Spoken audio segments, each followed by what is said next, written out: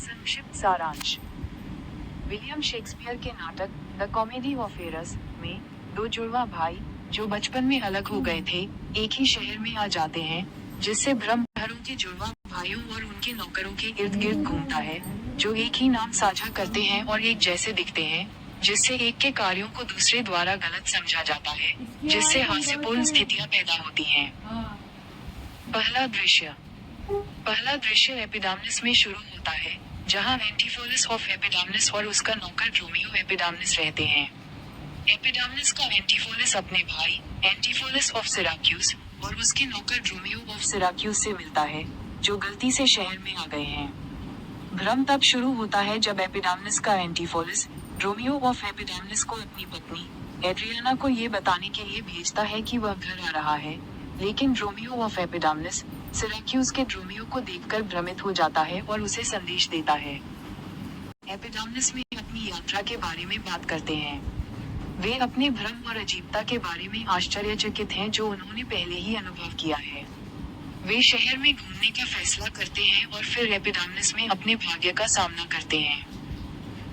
दृश्य 3 में ड्रोमियो ऑफ एपिडाम्नस अपनी मालकिन एड्रियाना को घर पर बुलाने के लिए वापस लौटता है। वह इस बात से परेशान है कि सिराक्यूस के एंटीफोलस को वह संदेश क्यों नहीं दिया गया जो उसे दिया गया था। वह घर में घुसने की कोशिश करता है, लेकिन एड्रियाना उसे रोक देती है और उसे घर के अंदर आने से मना करती है। दृश्य 4 में सिराक्यूस का एंटीफोलस और ड्रोमियो ऑफ सिराक्यूस शहर में घूमते हुए जारी रखते हैं। वे एड्रियाना के घर के पास से गुजरते हैं, जहां उन्हें एड्रियाना और उसकी बहन लुसियाना मिलती हैं। एड्रियाना सिराक्यूस के एंटीफोलस को देखकर भ्रमित हो जाती है और उसे घर में आने के लिए कहती है। दृश्य 5 में सिराक्यूस का एंटीफोलस एड्रियाना के घर में प्रवेश करता है और उसे बताता है कि वह भ्रमित है और उसे नहीं पता कि वह क्या हो रहा है। वह अपने नौकर ड्रोमियो को ये देखने के लिए भेजता है कि क्या वह अपने भाई एपिडाम्नस के एंटीफोलस को ढूंढ सकता है।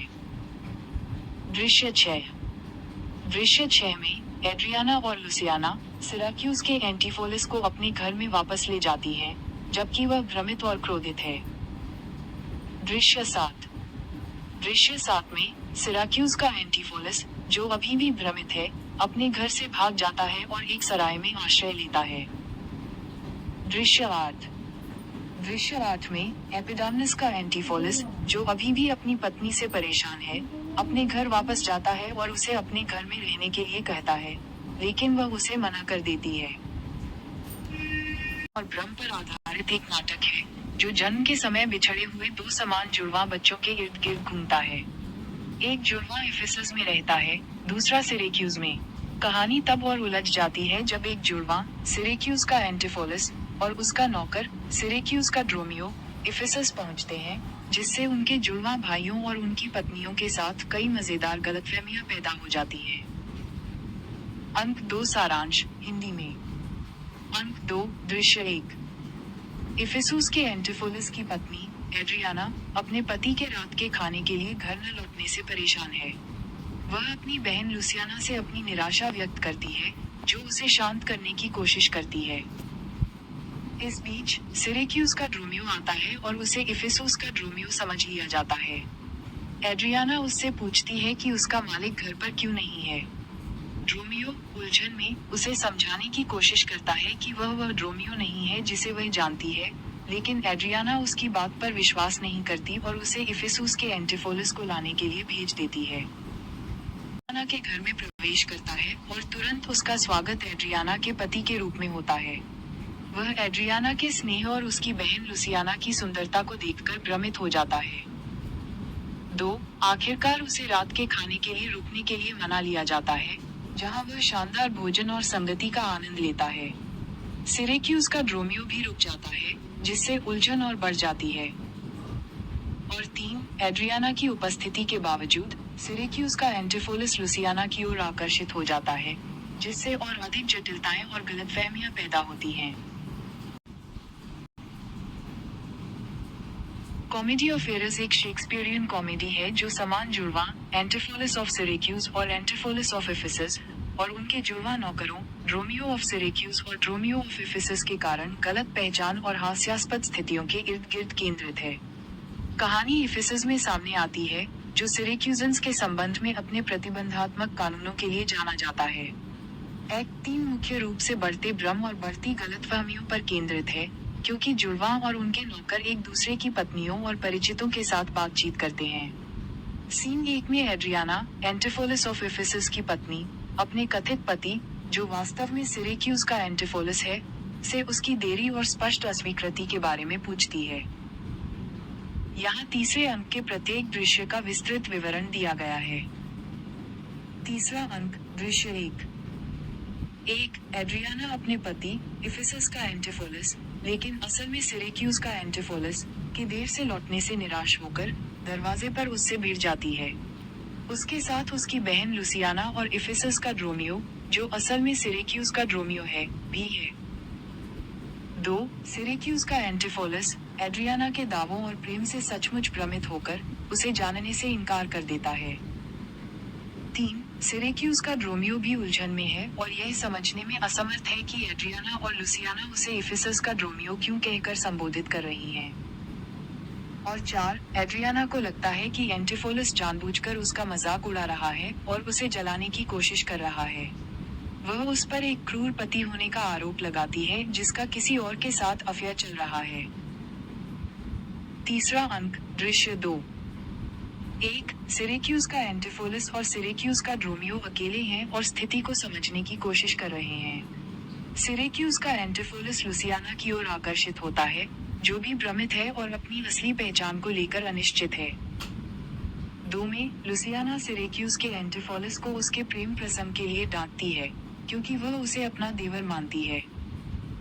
3। सिरेक्यूज के ड्रोमियो को एड्रियाना और लुसियाना द्वारा लगातार परेशान किया जाता है, जो सोचती हैं कि वह दूसरा ड्रोमियो है।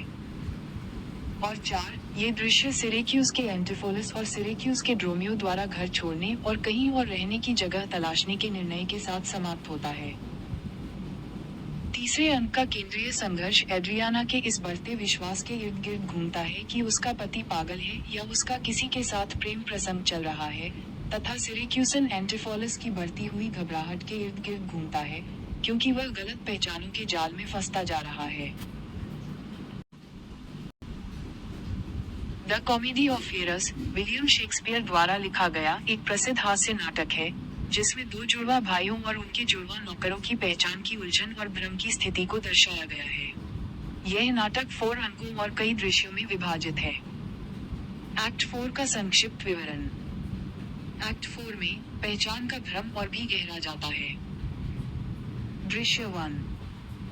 एंजेलो, सुनार, एंटिफस ऑफ इफिसस को उसके द्वारा दिए गए हार के लिए पैसे मांगता है, लेकिन एंटिफस ने उसे कोई हार नहीं दी थी। एंजेलो को लगता है कि एंटिफस उससे झूठ बोल रहा है और उसे गिरफ्तार करने के लिए पुलिस को बुलाता है। एंजेलो रोमियो ऑफ इफिसस को भी पकड़ लेता है, ये सोचकर कि वह एंटिफस है। एंजेलो एंटिफस के पैसे चुकाने से इनकार करने पर पुलिस को बुलाता है। दृश्य 2। एंटिफस ऑफ इफिसस को जेल में बंद कर दिया जाता है, जबकि उसकी पत्नी और अन्य लोग उसे ढूंढ रहे हैं। रोमियो ऑफ इफिसस अपनी पत्नी के साथ लड़ाई के बाद वापस चला जाता है। दृश्य 3। एंटिफस ऑफ इफिसस जेल से भाग जाता है, लेकिन उसे फिर से पकड़ लिया जाता है। उसकी पत्नी उसे छुड़ाने के लिए आती है, लेकिन उसे गलतफहमी होती है कि वह उसे धोखा दे रहा है। इस बीच एंटिफस ऑफ सिरेक्यूज और रोमियो ऑफ सिरेक्यूज वहां पहुंच जाते हैं और वे भी भ्रमित हो जाते हैं। दृश्य 4। एंटिफस ऑफ इफिसस को फिर से गिरफ्तार किया जाता है और उसकी पत्नी और अन्य लोग उसे बचाने का प्रयास करते हैं। एंटिफस ऑफ सिरेक्यूज और रोमियो ऑफ सिरेक्यूज भी वहां पहुंच जाते हैं और वे भी भ्रमित हो जाते हैं। नाटक के अंत में सभी पात्र एक साथ आते हैं और वे अपनी अपनी पहचान स्थापित करते हैं। द कॉमेडी ऑफ एरर्स का 5वां अंक हिंदी में सभी गलतफहमियों और उलझनों के समाधान का सारांश प्रस्तुत करता है। मठाधीश जुड़वा बच्चों की पहचान उजागर करते हैं, परिवार को फिर से एक करते हैं और क्षमा और स्वीकृति की ओर ले जाते हैं। ड्यूक का आदेश रद्द कर दिया जाता है और नाटक खुशी और उत्सव के साथ समाप्त होता है क्योंकि जुड़वा बच्चों, उनके माता पिता और उनकी पत्नियों में सुलह हो जाती है। अंक 5 का दृश्यवार हिंदी सारांश। दृश्य 1, ये दृश्य एड्रियाना, उसकी बहन और मठाधीश के साथ प्रायरी के बाहर शुरू होता है। एड्रियाना व्याकुल है और अपने पति इफिसस के एंटिफोलिस से मिलने की मांग कर रही है, जो अंदर है। मठाधीश, जिसके संरक्षण में असली इफिसस के एंटिफोलिस और इफिसस के ड्रोमियो हैं, उन्हें रिहा करने से इनकार कर देती है और स्थिति से निपटने के लिए समय और अनुमोदित साधनों की आवश्यकता का हवाला देती है। वह एड्रियाना को प्रायरी में प्रवेश करने से रोकती है। मठाधीश बाद में बताती है कि वह जुड़वा बच्चों की मां, एमिलिया है, जो पहले एक नन थी और अब मठाधीश है। दृश्य 2, ड्यूक और उसके साथी इस अराजक घटना का समाधान ढूंढने के लिए प्रवेश करते हैं। ड्यूक, इफिसुस के एंटिफोलिस और इफिसुस के ड्रोमियो पर फैसला सुनाने ही वाला है, जिन्हें कर्ज और चोरी व हमले के आरोप में गिरफ्तार किया गया है। ड्यूक उन्हें जेल भेजने का आदेश देने के लिए तैयार है। इसी बीच सिरेक्यूज के एंटिफोलिस और सिरेक्यूज के ड्रोमियो आ पहुंचते हैं, जिससे स्थिति और जटिल हो जाती है। ड्यूक अब पहले से भी ज्यादा उलझन में है। दृश्य 3, नाटक का चरमोत्कर्ष तब होता है जब मठाधीश एंटिफोलिस और ड्रोमियो के साथ प्रकट होती हैं। वह जुड़वा बच्चों की पूरी कहानी, जन्म के समय उनके अलगाव और उनकी गलत पहचान का खुलासा करती हैं। वह अपने दावों के समर्थन में सबूत और गवाह पेश करती हैं, जिससे दोनों जुड़वा बच्चों की बेगुनाही साबित होती है और गलत पहचान के कारण हुई बेतुकी घटनाओं का पर्दाफाश होता है। दृश्य 4, सच्चाई सामने आने पर ड्यूक अपने पिछले आदेशों को रद्द कर देता है और सभी को क्षमादान देता है। वह उन सभी को क्षमा कर देता है जो इस अराजकता में शामिल थे, जिनमें गिरफ्तार किए गए लोग भी शामिल हैं। परिवार फिर से मिल जाते हैं, जुड़वा बच्चे, उनके माता पिता और उनकी पत्नियां। दृश्य 5, अंतिम दृश्य खुशी और उत्सव का है। परिवार, ड्यूक और अन्य दर्शकों के साथ इस समाधान पर अपनी खुशी व्यक्त करते हैं। नाटक का समापन सद्भाव और मेल मिलाप की सामान्य भावना के साथ होता है, जहां सभी लोग पुनर्मिलन और भ्रम की समाप्ति का जश्न मनाते हैं।